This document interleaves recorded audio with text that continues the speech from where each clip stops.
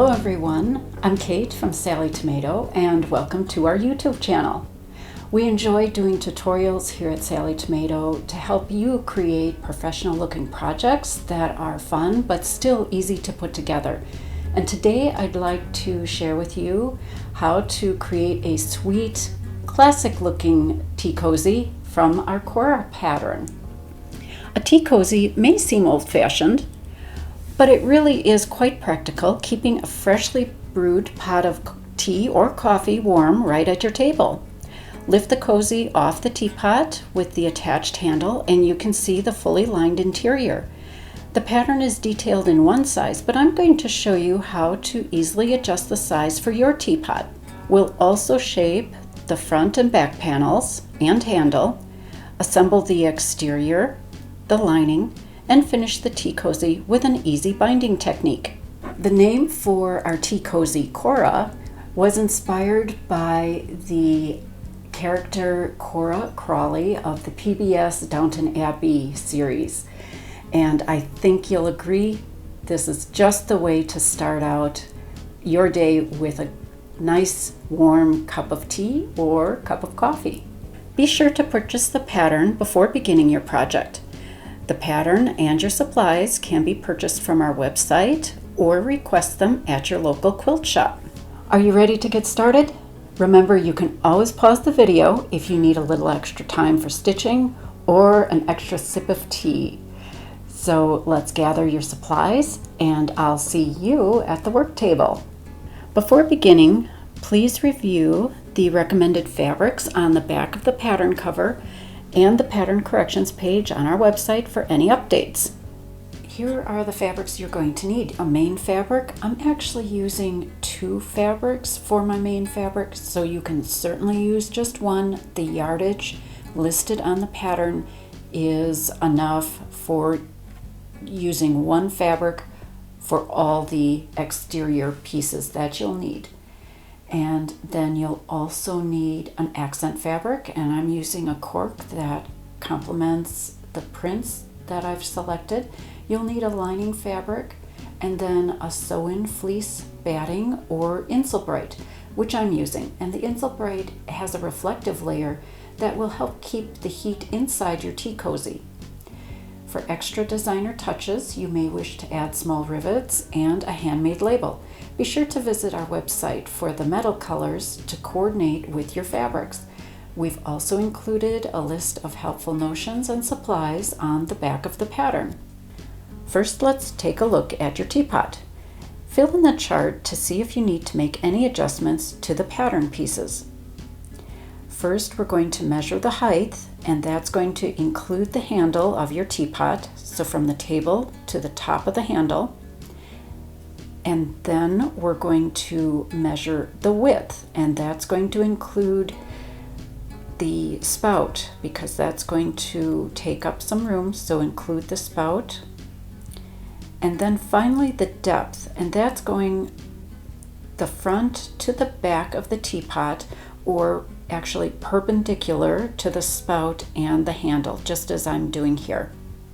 You'll write down those measurements each in the line on your pattern and then add the increment that's listed in that line, and then you'll have your total height and width and depth.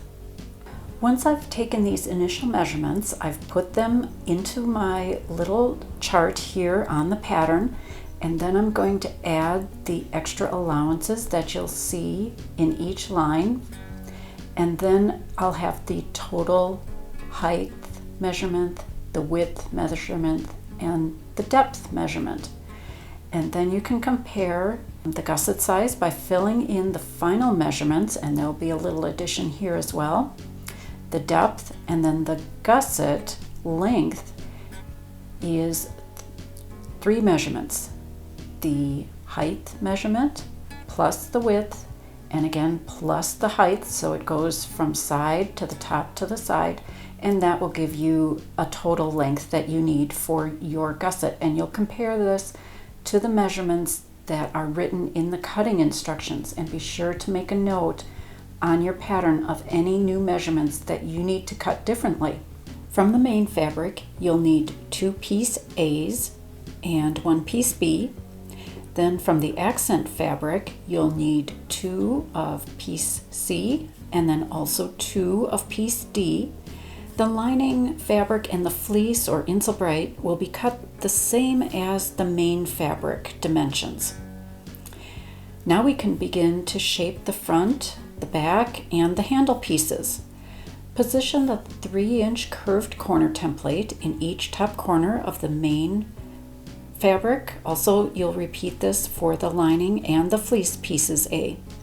Trace the outer edge of the template from edge to edge, and then cut along the marked lines to round the corners. And here you can see I've rounded the corners of the rest of the pieces A. On the wrong side of piece C, that's the handle, mark the center along both long edges.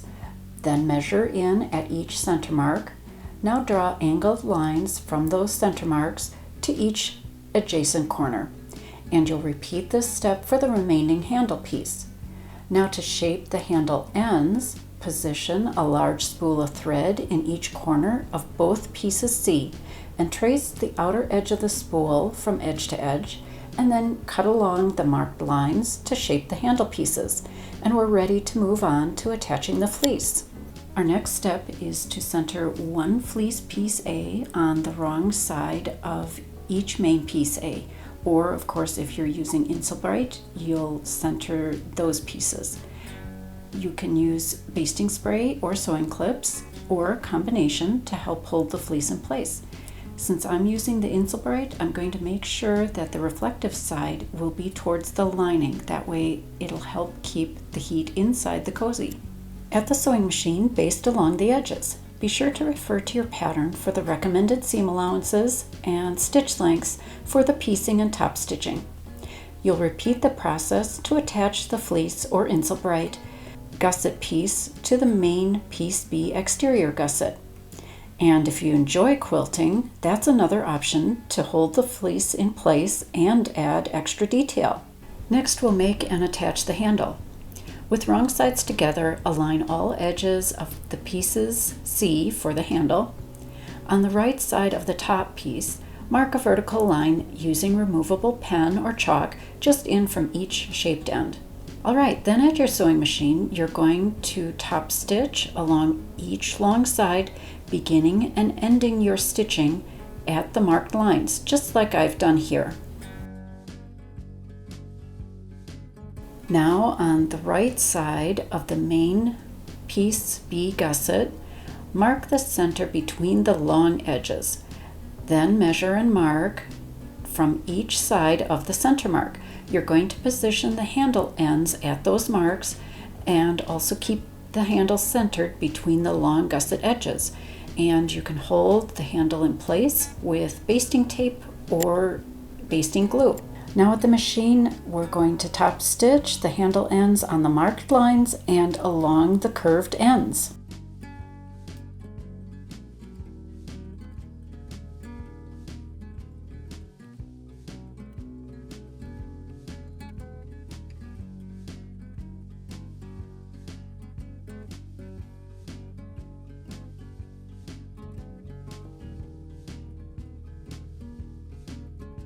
If you like the look of rivets, insert them within the top stitching for great detail. And then as we begin to prepare for assembling the exterior and the lining, now is a great time to install a metal handmade label on the right side of one main piece A, centered up from the bottom edge. And for tutorials on both installing rivets and handmade labels, be sure to visit youtube.com/Sallie Tomato. Now we're going to mark the center at the top edge of both pieces A. You're also going to mark the center along both long edges of the main piece B gusset. Then with right sides together, align the center marks of one piece A and the gusset, and then you're going to pin or clip the gusset edge to 1/2 of the piece A, aligning the raw edges. Feel free to take tiny snips into the gusset edge at the curved area. This will help keep the layers flat. And don't worry if the gusset is a little longer than your piece A, especially if you've made adjustments to fit your teapot.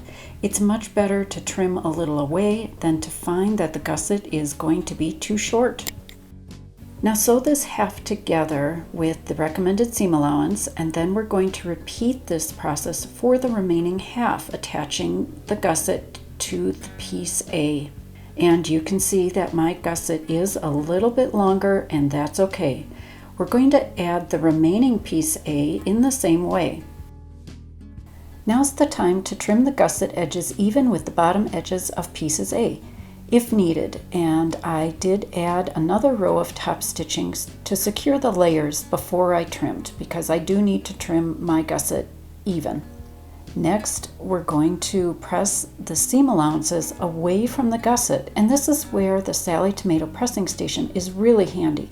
I can easily press, maneuvering the tea cozy over the pressing station to press into those small curved corners. Now at the machine, we're ready to top stitch, and we need to top stitch on the right side, so you may find it easier to have your tea cozy right side out, but experiment. You might find it easier on your machine with the tea cozy wrong side out. But we're going to top stitch through all the layers on the main pieces A, that's the front and the back. And you'll most likely need to squish the exterior quite a bit as you go, so take your time and stitch slowly. The top stitching really is going to help the tea cozy stand up nicely.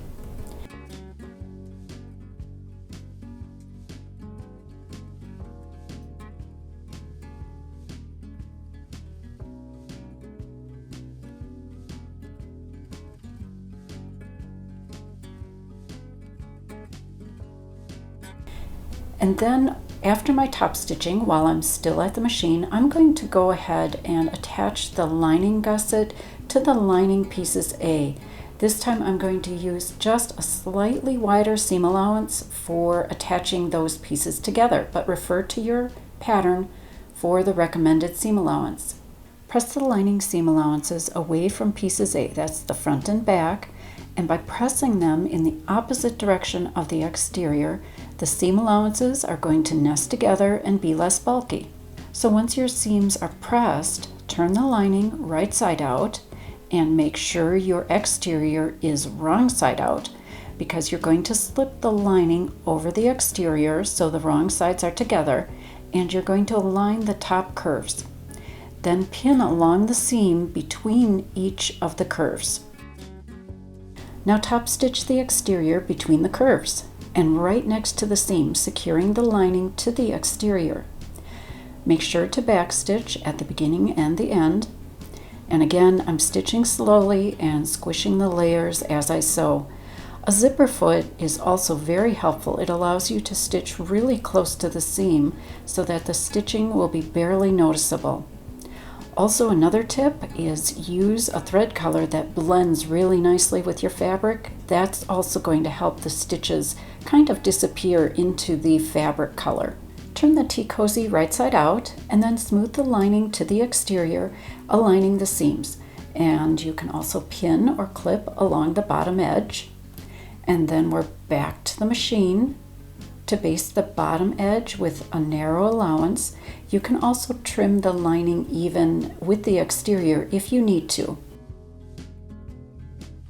While we're at the machine, let's join both binding pieces D by placing the short ends right sides together, perpendicular to each other and overlapping the ends. Sew a diagonal seam from corner to corner, and then press the seam open with your fingers. I'm actually going to top stitch along each side of the seam right away. I find it's a little easier to keep the seam allowances flat. And then it's still easy to trim the seam allowance to the narrower width after the top stitching is completed.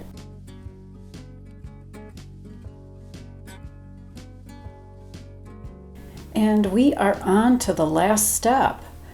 On the wrong side of the binding, draw a line above the bottom long edge, and then beginning at the center of the gusset edge, align the tea cozy right side up on the binding along that marked line.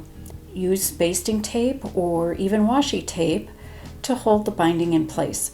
I'm going to be a little adventurous and skip using a lot of tape, but that means I will need to stop and realign the layers more often as I sew. Now top stitch following along the T-cozy edge with a narrow allowance. The silicone tipped stiletto is perfect for keeping the layers aligned. Top stitch just a short distance over the beginning end of the binding, and then pivot and then stitch off the binding edge. Now trim the binding end so it's even and straight, and then fold up the binding to the right side of the T-cozy, holding the fold edges in place with sewing clips. And now you're going to top stitch along the raw edge of the binding from the right side, again using a narrow allowance.